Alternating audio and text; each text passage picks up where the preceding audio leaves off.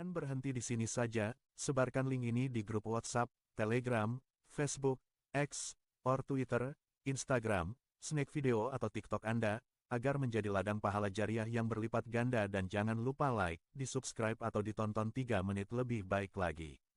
Terima kasih.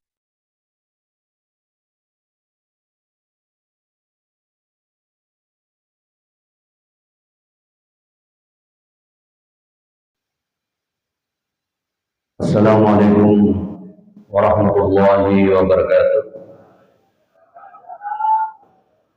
Allahumma shalli ala sayyidina Muhammad wasbilil zalimin bidzalimin.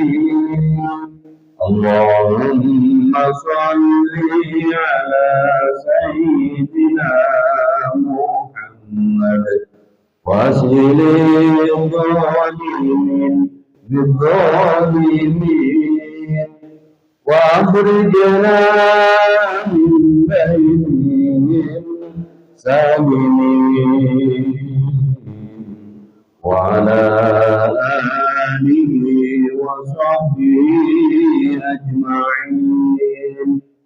اللهم صل على سيدنا محمد واسبل الظالمين بالظالمين. اللهم صل على سيدنا محمد واسبل الظالمين بالظالمين وأخرجنا من بينهم سالمين وعلى آله وصحبه أجمعين. Bismillahirrahmanirrahim. Alhamdulillahirabbil alamin. Wassalatu wassalamu ala asyrofil mursalin sayyidina Maulana Muhammad wa alihi wa sahbihi ajma'in. Asyhadu an la ilaha illallah wa la syarika lahu wa asyhadu anna Muhammadan abduhu wa rasuluh. La nabiyya ba'dahu. Allahumma shalli wa sallim ala nabiyyina Muhammadin wa ala alihi wa sahbihi ajma'in. Qala Allah ta'ala fil Qur'anil Karim wa billahi minasyaitonir rajim. Bismillahirrahmanirrahim. La in syakartum la azidannakum wa la in kafartum inna adzabi lasyadid. Shadaqallahul adzim. Bapak-bapak, ibu-ibu yang saya hormati, khusus akhirnya Ustaz Haji Muqtadir, Ustaz Julian, para pengurus DKM, kita bersyukur kepada Allah Subhanahu wa Ta'ala pada pagi hari ini di suasana yang sangat cerah.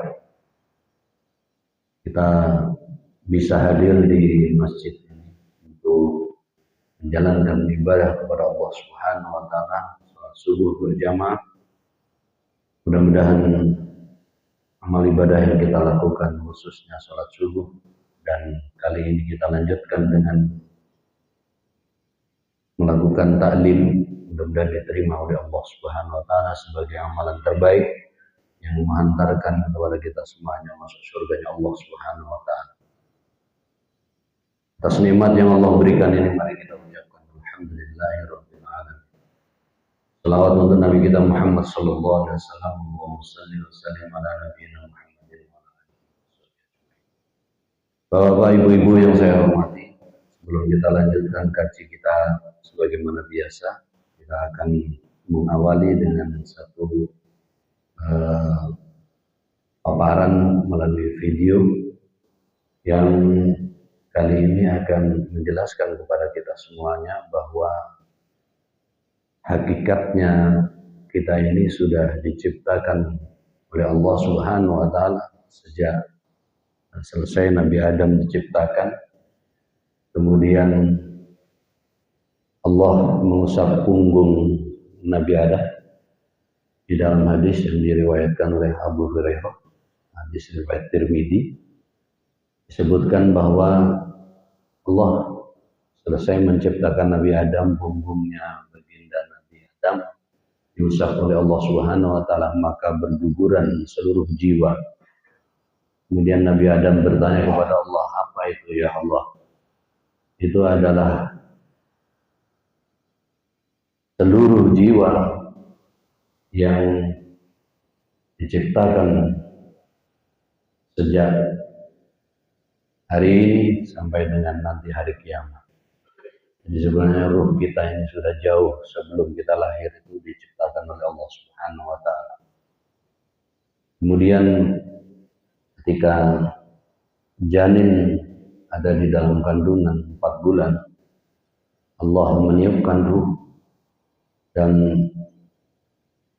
sebelum itu ruh kita sudah ditanya oleh Allah Subhanahu wa taala, alastu birabbikum, kata Allah, apakah engkau mau bersaksi aku adalah Tuhan? Qalu bala syahidna. Maka ketika itu kita sudah mengucapkan, saya benar ya Allah, saya bersaksi engkau adalah Tuhanku.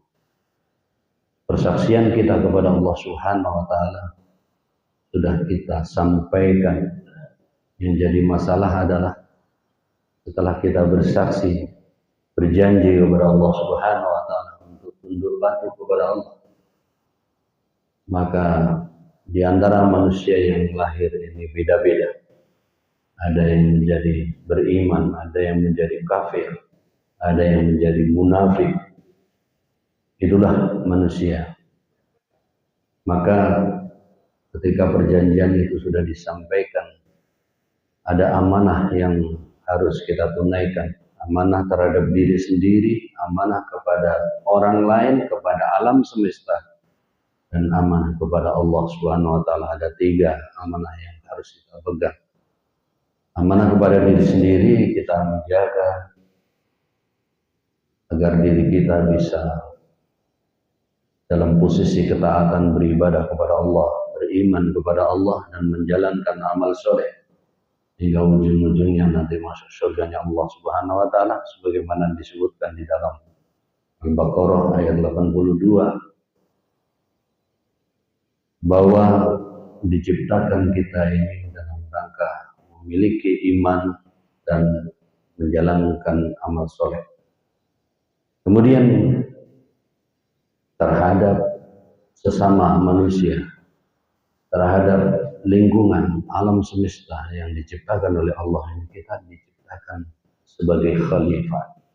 Sebagai khalifah, dipercaya oleh Allah Subhanahu wa taala sebagai khalifah, bagaimana yang disebutkan di dalam Al-Qur'an, wala rabbuka lil malaikati isjudu li Adam fasajadu illa iblis. Dan ketaatan kita kepada Allah Subhanahu wa taala merupakan puncak dari kita memiliki komitmen kepada Allah Subhanahu wa taala.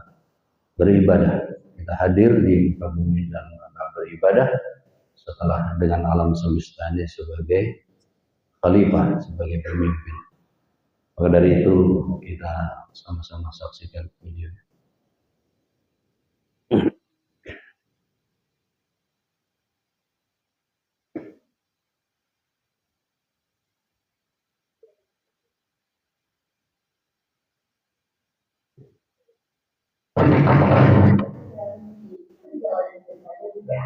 Semuanya berawal dari alam roh, lalu kehidupan di dunia, dan berakhir menjadi alam neraka.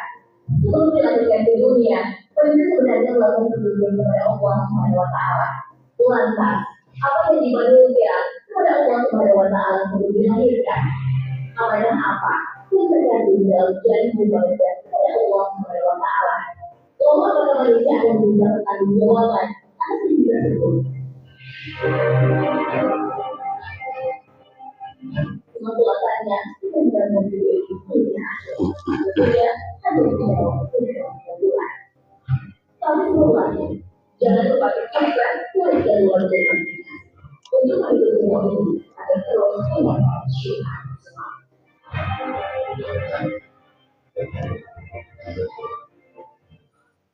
Janji manusia sebelum dilahirkan. Sebelum dilahirkan ke dunia, manusia sudah terikat perjanjian dengan Allah Subhanahu wa taala. Perjanjian manusia dengan Allah Subhanahu wa taala terjadi setelah Nabi Adam alaihissalam diciptakan. Hadis riwayat Abu Hurairah menjelaskan, sewaktu diciptakan Nabi Adam, Allah mengubah tubuhnya, maka begitu adalah dari tubuhnya setiap jiwa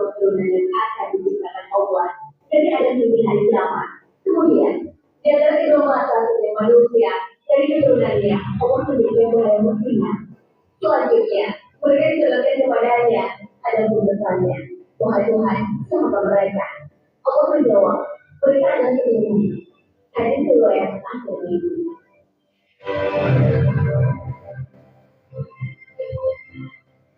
Setelah itu, kepada seluruh jalan keturunan Nabi Adam alaihissalam, dibaca dari bukunya, Allah Subhanahu wa Ta'ala mengambil janji dari kepada mereka. Hal tersebut sebagaimana dijelaskan dalam Al-Quran. Dan ingatlah, ketika Tuhan keluar dari keturunan anak-anak Adam dari suami mereka, dan Allah mengambil kesaksian terhadap jiwa mereka. Setelah berfirman, mereka akui Tuhanmu.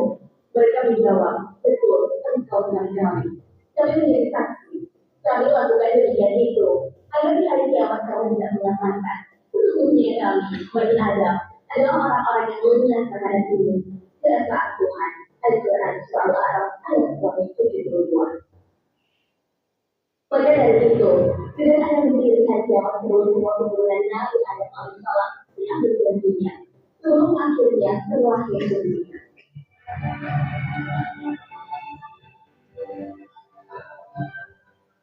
Amanah dalam janji manusia kepada Allah Subhanahu wa Ta'ala. Setiap ayat baru lahirnya di dunia mengingat janji kepada Allah Subhanahu wa Ta'ala melalui janji tersebut. Mereka memiliki amanah sebagai kalimat dahulu. Allah Subhanahu wa Ta'ala berfirman, hai orang-orang yang beriman, janganlah kamu mengkhianati Allah dan Rasul Muhammad, dan juga janganlah kamu mengkhianati amanah-amanah yang diberikan kepadamu dan kamu mengetahui. Al-Quran Surah Al-Anfal ayat 27. Ada amanah yang terkandung dalam tulisan tersebut tidak boleh diberikan. Pertama, amanah manusia pada dirinya sendiri, yaitu dalam menjalankan dirinya untuk kebahagiaan dunia dan di akhirat. Kedua, amanah terhadap sesama manusia. Dan yang ketiga, amanah manusia dari Tuhannya. Hal itu sebagaimana dalam firman Allah Subhanahu wa Ta'ala. Sesungguhnya, kami telah menawarkan amanah kepada langit, bumi, dan gunung-gunung. Kami semuanya menjalankan sebuah amanah itu. Dan mereka khawatir dan akan melaksanakannya dengan berat. Kalau itulah amanah dari orang manusia. Sungguh, mereka itu sangat jauh dan sangat bodoh. Al-Quran Surah Al-Anfal ayat 72. Memahami amanah yang terkandung dalam kejadian berwujud oleh Allah Subhanahu wa Ta'ala menjadi kita untuk memahami tujuan awal penciptaan manusia. Dalam Al-Quran dijelaskan, ingatlah ketika kamu berjumpa dengan para malaikat. Sesungguhnya, Anda yang menjadikan seorang malaikat juga bumi. Mereka berkata, mengapa engkau tidak menjadikan malaikat bumi itu? Mereka akan menurunkan padanya. Itu maksudnya dana. Padahal, kalau saja bertak bumi yang menuju engkau, itu juga memang. Tuhan berfirman, sesungguhnya, aku mengetahui apa yang ingin menjadi. Al-Quran Surah Al-Baqarah ayat 70. Ini perlu para Allah Subhanahu wa Ta'ala dan ayat yang belajar dunia. Hal itu bagaimana dijelaskan dalam Al-Quran. Tidaklah aku tidak lagi manusia Tuhan untuk beribadah yang masuk. Al-Quran tidak apa-apa ada di semuanya. Dari beberapa tersebut, setiap ayat yang dijelaskan dalam ayat ini akan tetapi setelah ada manusia ini, mereka berpotensi berbeda dengan dulu. Begitu bagaimana orang tuanya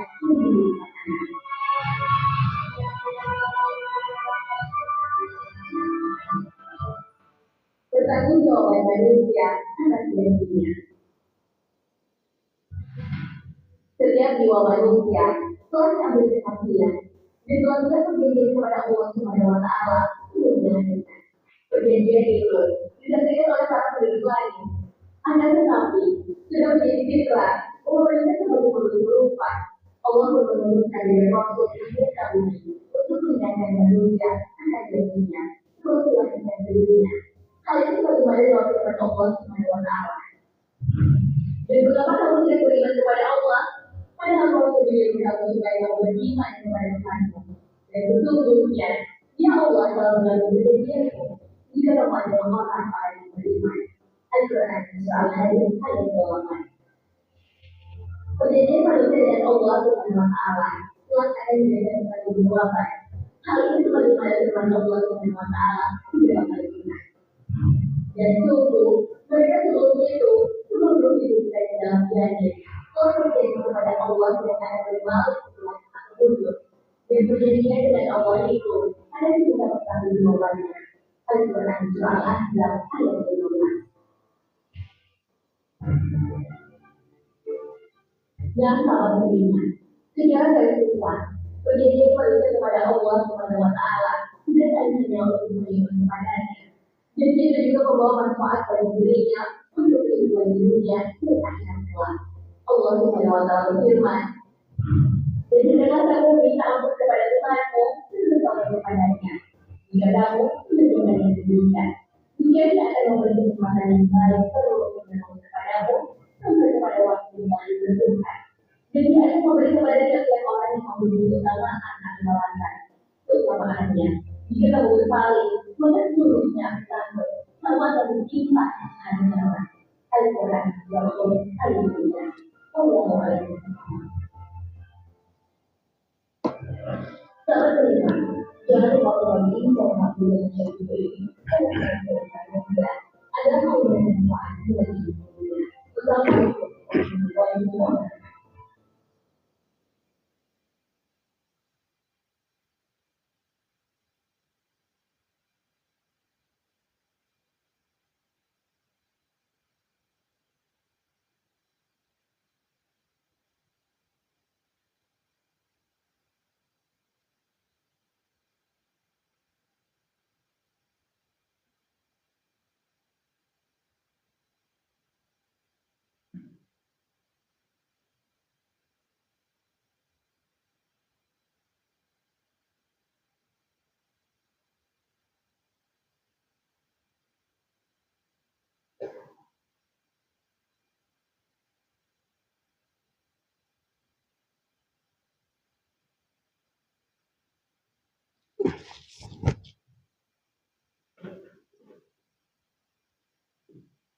Bapak Ibu yang saya hormati, kita berdoa memohon kepada Allah Subhanahu wa taala agar kita dalam posisi terbaik sehingga bisa memenuhi janji kita dan kita termasuk orang-orang yang di akhir perjalanan mulai dari di dunia yang masih ada sekarang diberi kesempatan untuk berbanyak bersyukur, bertaubat kepada Allah Subhanahu wa taala.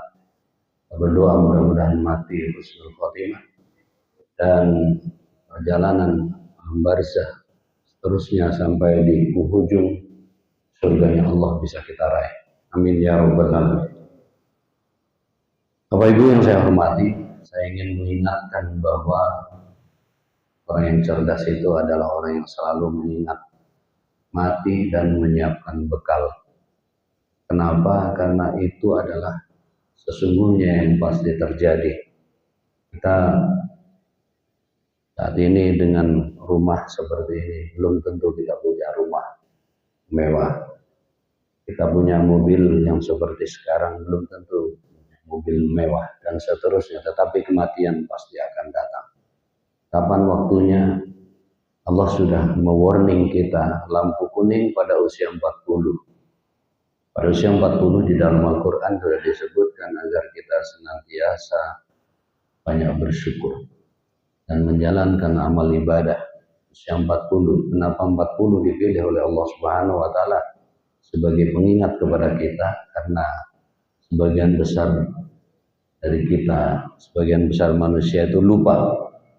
Karena di usia 40 itu biasanya puncak-puncaknya karir seseorang.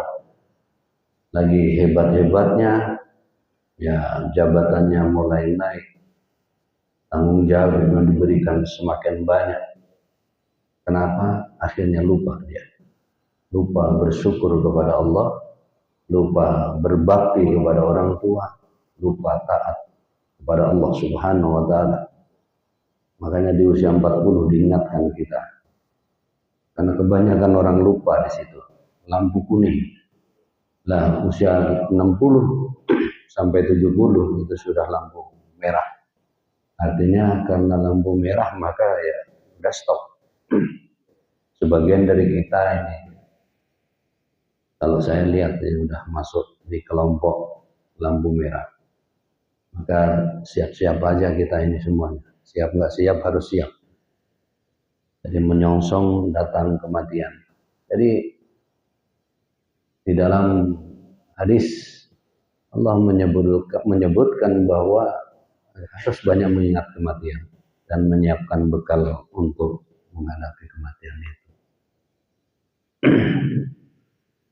Kemarin sudah saya sampaikan bahwa intinya tahapan kalau merujuk Al-Quran Al-Baqarah 28, kaifa takfuruna billahi wa kuntum amwatan fa ahyakum tsumma yumitukum tsumma yuhyikum tsumma ilaihi turja'un. Jadi asalnya kita mati, tidak ada, kemudian hidup seperti saat sekarang, nanti mati, kemudian dihidupkan kembali nanti di kubur kita, masukkan di alam akhirat. Tidak semua manusia mempercayai ini.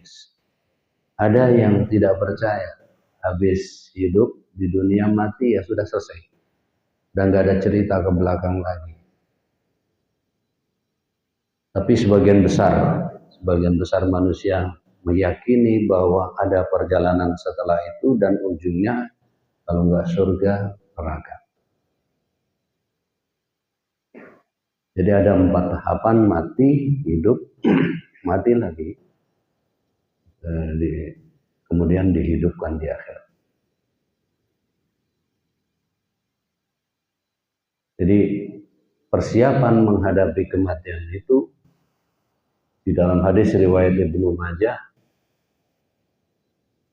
disebutkan innal qabra awwalu manazil akhirah fa in naja minhu fama ba'dahu aisaru minhu wa illam yanju minhu fama ba'dahu asyaddu minhu. Alam kubur adalah persinggahan pertama menuju akhirat. Jika di sini selamat, maka sesudahnya akan lebih mudah. Namun jika di sini gagal, maka sesudahnya akan jauh lebih berat. Jadi di alam kubur itu sudah ketahuan sebenarnya ini calon surga atau calon neraka.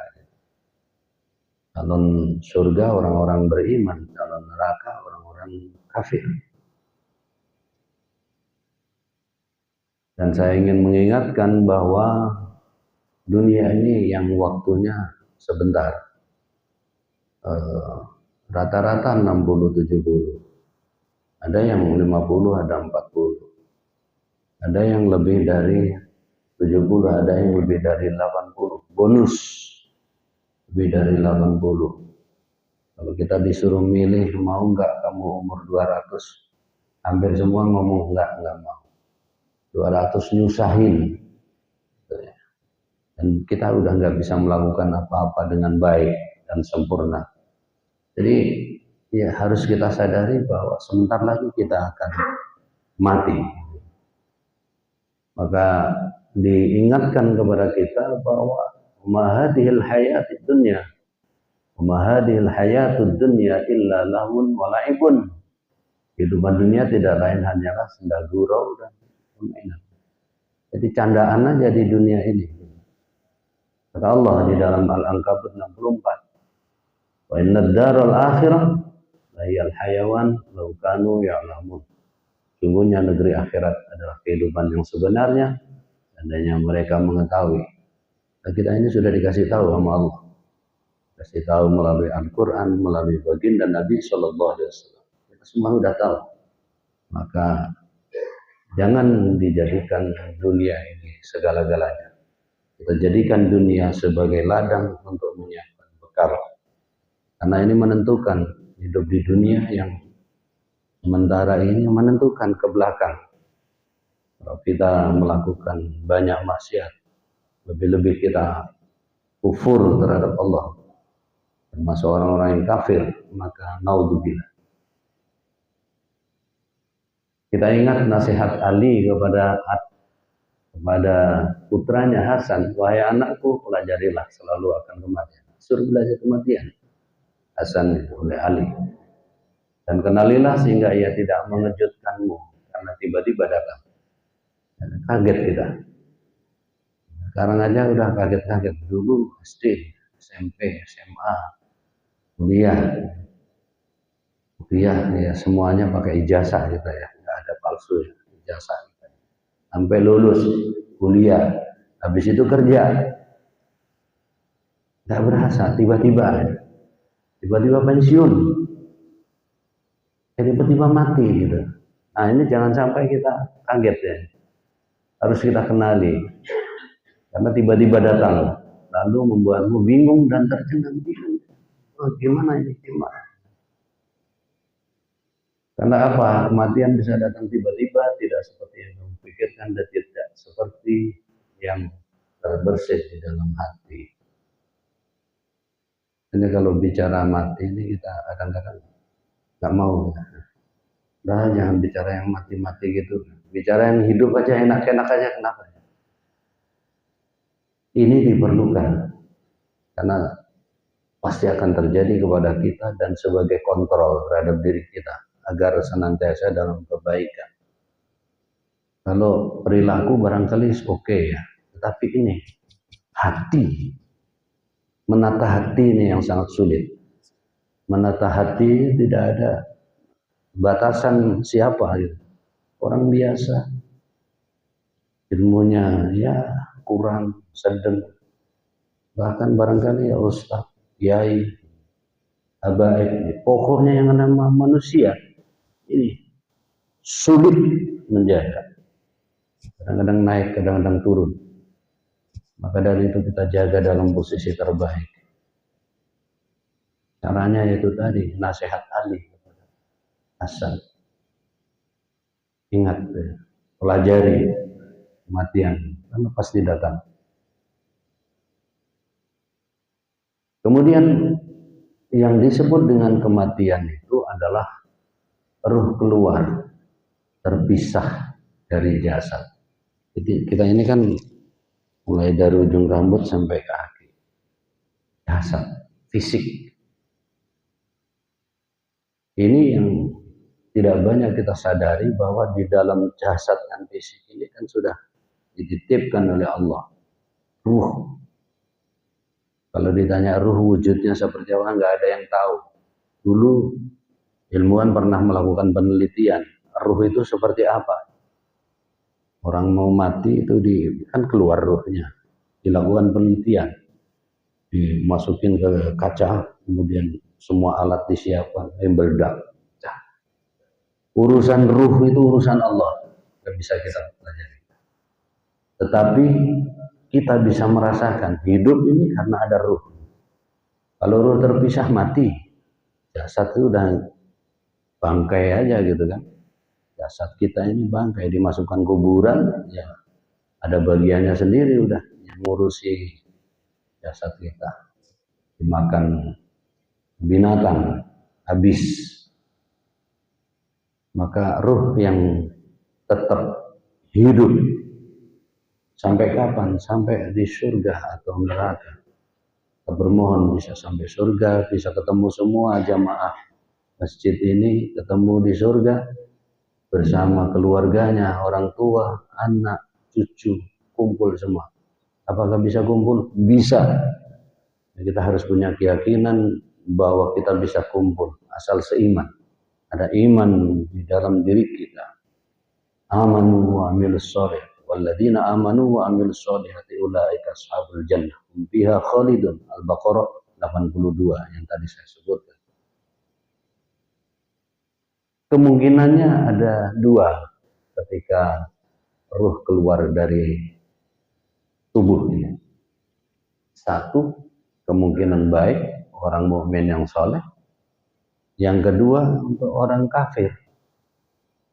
Maka kita berusaha masuk kelompok yang pertama ini. Kelompok yang pertama. Orang mukmin yang soleh, malaikat maut mengeluarkan ruhnya dengan seruan kalimat Luar biasa. Wahai jiwa yang baik. Wahai jiwa yang baik. Kata malaikat. Ngomong begitu. Keluarlah menuju ampunan Allah dan ridhonya. Allah telah ridho. Allah telah ridho. Tidak murka kepadamu. Kemudian malaikat maut menyerahkan ruh tersebut kepada malaikat rahmah. Ini yang kita minta. Ketika dicabut ruh dikasihkan malaikat rahmah. Bukan sebaliknya. Malaikat yang serem gitu ya. Tidak murka kepadamu. Malaikat maut menyerahkan kepada malaikat rahmah. Lalu dibawa ke alam arwah. Saat itu pintu langit terbuka dan roh tersebut disemayamkan di tempat yang sangat tinggi. Illiyin. Disemayamkan di sana. Sepanjang perjalanan dari tempat kita meninggal sampai dibawa ke atas yang sangat tinggi Illiyin. Seluruh penduduk langit mencium bau aroma yang sangat harum, luar biasa. Ini siapa? Ruhnya siapa? Si Fulan binti Fulan, Fulan bin Fulan dan sebutnya. Disebutkan oleh malaikat itu. Disebutkan dengan sebutan yang biasa kita pakai di dunia ini. Wah, luar biasa. Jadi malaikat saja pada senang. Penduduk langit pada senang. Sampai ditempatkan di Illiyin. Kemudian di dalam hadis disebutkan karena sudah diterima oleh Allah Subhanahu wa taala, sudah dilaporkan, kembalikan dia ke bumi, asalnya dari bumi, turunkan dia di bumi. Baru ada proses lanjutan, yaitu ditanya oleh malaikat Munkar Nakir dan seterusnya. Yang pertama untuk mukmin yang soleh. Yang kedua orang kafir, pendosa. Malaikat maut mencabut rohnya dengan bentakan. Wahai jiwa yang kotor, keluarlah menuju kemurkaan Allah. Kemudian malaikat maut menyerahkan roh tersebut kepada malaikat azab. Naudzubillah. Malaikat azab yang menerima. Lalu dibawa ke alam arwah, tetapi pintu-pintu langit tidak mau terbuka. Tidak mau. Pintu langit itu hanya terbuka untuk orang-orang yang baik. Maka kita mohon kepada Allah supaya termasuk orang-orang yang baik, tembus sampai Illiyin. Maka ruh tersebut dihempaskan ke tempat yang paling rendah, dihempaskan, dijatuhkan. Allah Subhanahu wa taala disimpan di dalam sijil. Jadi ada 3 pertanyaan, apa yang harus disiapkan sebelum kematian datang? Apa yang terjadi saat kematian datang? Apa yang Allah perbuat terhadap kita setelah mati? 3 pertanyaan ini penting, harus kita selalu tanamkan dalam diri kita. Jawabannya di dalam Al-Quran Al-Hasyr 18 yang sering kita baca sama-sama.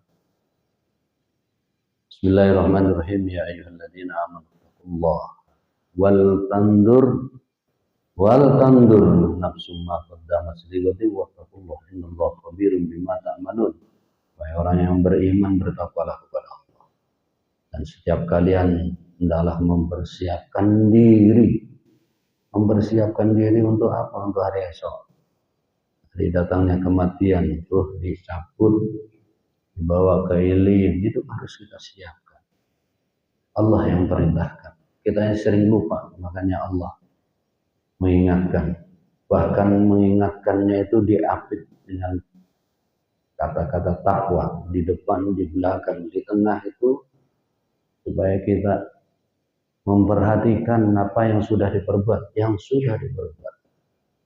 Barangkali ada dosa maksiat yang sudah pernah kita taubat. Gampang urusan dengan Allah. Dosa sebanyak buih di lautan. Banyak banget dosa saya, banyak Ustaz. Ampunan Allah lebih banyak dari dosa yang kita lakukan. Tetapi terkadang kita ini malas, tidak mau bertaubat kepada Allah. Masih diberi kesempatan, kita masih hidup, insya Allah akan diampuni dosa-dosa, seluruh dosa yang kita lakukan. Asal kita mau minta ampun kepada Allah, bertaubat kepada Allah, menyadari apa yang sudah dilakukan dosa, Dan kita berjanji kepada Allah, ya Allah, saya mau melakukan perbaikan, ya Allah, ampuni dosa-dosa saya. Kita tidak mengulangi lagi dosa-dosa itu. Diterima pasti. Allah akan menerima taubat yang kita lakukan. Ud'uni astajib lakum, mintalah kepadaku, pasti akan aku beri. Allah. Nah, kita ini sok aja, udah dalam posisi banyak dosa, masih ngomong aja, banyakkan amal ibadah tuh, perbanyak istighfar, paling tidak 100 kali setiap hari. Nabi aja istighfar 100 kali. Ada hadis lain 70, 100 lah istighfar kepada Allah 100 kali. Supaya apa? Supaya clear gitu, dosa-dosa kita ini berguguran. Sholatnya rajin di masjid, ya, 5 waktu. Sholat itu, antar sholat itu menggugurkan dosa. Puasa satu dengan puasa lain menggugurkan dosa. Taklim seperti ini, menuntut ilmu seperti ini menggugurkan dosa. Media menggugurkan dosa itu sangat banyak. Maka kita lakukan semua itu supaya berguguran dosa kita, yang tersisa adalah kebaikan. Supaya memperhatikan apa yang sudah berbuat untuk hari esok. Bertakwalah kepada Allah. Ada takwa, manuttaqullah. Ini wattaqullah. Yang ini menandakan bahwa ini sangat penting. Tandur nafsum ma qaddamat. Sebenarnya Allah Maha teliti terhadap apa yang kita kerjakan. Allah mengetahui semua yang kita kerjakan. Gak ada yang lepas satupun. Sampai detak hati kita itu Allah tahu. Sedikit kita berilustrasi di dalam ilmu fisika yang saya pelajari. Sesuatu kalau sudah menyatu itu susah untuk berpisah. Itu namanya teori kelembaman di dalam ilmu fisika. Kita ini ruh dan jiwa, ruh dan raga, tubuh kita. Ruh dan tubuh ini sudah menyatu lama. Anggapnya 70-60 tahun menyatu dengan tubuh. Ketika dipisah ruh itu, maka sakit. Sama dengan barang apa saja, ketika sudah menyatu lama, coba itu sampai karatan barangkali kita dilepas susah banget. Nah, perpisahan ruh dengan fisik kita ini, dengan tubuh kita ini sangatlah sakit. Secara teorinya seperti itu. Jika tusukan jarum saja terasa sakit, cabutan rambut atau keluarnya duri dari tubuh cukup menyakitkan. Bagaimana dengan ruh yang keluar dari jasad manusia? Ruh itu keluar melalui akar setiap rambut di seluruh tubuh, melalui akar setiap urat dan nadi, melalui akar setiap syaraf, dan dari akar setiap kuku, bahkan melalui akar sel-sel dalam jaringan tubuh. Intinya perpisahan ruh itu sakit. Kita masih ingat ketika kita sudah menjelaskan bagaimana Nabi SAW merasa kesakitan. Manusia mulia aja sakitan. Sampai-sampai, wahai malaikat, bagaimana dengan umatku? Dia lebih sakit ya Rasul. Engkau ini aja udah diturunkan 70 kali sakit. Ini udah sakit seperti ini. Iya. Bagaimana dengan umat? Kalau begitu malaikat, ya Allah, berikanlah sakit ruh yang keluar dari tubuh umatku itu kepadaku.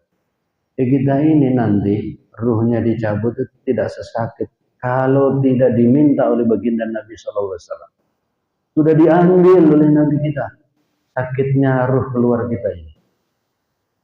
Jadi Nabi kesakitan karena menanggung sakitnya ruh-ruh yang keluar dari umatnya. Maka kita berdoa, bermohon, mudah-mudahan ruh keluar dalam posisi tidak menyakitkan. Amin. Di dalam hadis riwayat Bukhari Muslim, siapapun yang telah dijemput kematian, pasti Allah tunjukkan tempat kedudukan baginya. Kalau mati, udah ditunjukin. Bahkan pada saat baru mati aja, amalan sholat menemani kita di kepala, puasa di kiri, kemudian sodakohnya ada di kanan dan di kiri sodakoh. Kemudian di bawah di kaki ini amal-amal kebaikan yang kita lakukan sudah menemani pada saat baru mati aja. Bahkan Al-Quran melingkupi seluruh tubuh kita. Jadi amal kebaikan yang kita tanam selama hidup ini berfungsi bukan hanya nanti dikubur, baru mati aja udah berfungsi. Dan setelah mati itu ditunjukin tempat tinggalnya. Jika ia termasuk ahli surga, maka kedudukannya di surga. Dan ditunjukkan surga. Di dalam hadis, saya membaca itu. Pagi, sore, ditunjukkan tempatnya. Maka mati itu senang banget kita di alam kubur, karena ditunjukin surga. Oleh Allah Subhanahu wa Ta'ala. Sebaliknya kalau ahli neraka, kedudukannya ditunjukin juga. Inilah tempat kedudukanmu sampai Allah membangkitkanmu dari kiamat. Ada maq'aduka hatta yab'atsakallahu yaumil qiyamah. Tunjukkan sampai hari kiamat. Tadi sudah saya sebutkan Rasulullah aja menanggung sakit. Rasulullah menyebut subhanallah innalil mauti sakaratin. Subhanallah, betapa kematian sangat menyakitkan. Nabi mengatakan begitu. Ketika putri beliau Fatimah menyatakan betapa pedih sang ayah. Enggak tega Fatimah melihat ayahnya. Kata Nabi, la karbah ala abiki ba'dal yaum. Wahai Fatimah, setelah ini tidak ada lagi kepedihan menimpa ayah. Tidak ada kepedihan karena Nabi sudah dijamin akan diberikan kenikmatan oleh Allah Subhanahu wa Ta'ala. Kita berdoa memohon kepada Allah Subhanahu wa Ta'ala, mudah-mudahan sisa umur yang kita miliki yang diberikan oleh Allah Subhanahu wa Ta'ala bisa kita optimalkan. Paling tidak ya berbanyak istighfar, banyak mohon ampun kepada Allah, lakukan zikir-zikir. Zikir sudah kita sampaikan, zikir pagi, zikir petang, agar kita dalam posisi terbaik. Kan ada Sayyidul Istighfar. Sayyidul Istighfar salah satunya dari yang lain-lain yang sudah kita pelajari. Sayyidul Istighfar kita baca habis sholat subuh, yang nggak sempat ya barangkali di rumah lah, sempatkan baca Sayyidul Istighfar. Karena setelah kita baca itu misal zuhur mati kita, mati. Kata Nabi dijamin oleh Allah Subhanahu wa Ta'ala masuk surga. Sore sebelum maghrib kita baca, malam mati dijamin kita masuk surga. Sayyidul Istighfar. Berbanyak istighfar. Jangan merasa sombong tidak punya dosa kita. Jangan. Kita harus banyak merasa dosa, banyak melakukan maksiat. Siapa saja di antara kita, mau ustadz, mau siapa saja, perbanyak kita istighfar kepada Allah Subhanahu wa Ta'ala. Karena dosa-dosa terus saja datang. Namanya manusia. Manusia itu makhluk yang lemah. Wa khuliqal insanu dha'ifa. Lemah kita ini. Maka dari itu kita bermohon kepada Allah Subhanahu wa Ta'ala mudah-mudahan dalam posisi terbaik, lalu menyiapkan bekal untuk menghadap kepada Allah Subhanahu wa Ta'ala dan meninggal dalam keadaan husnul khatimah. Kemudian kita dimasukkan ke surganya Allah Subhanahu wa Ta'ala. Al-Fatihah.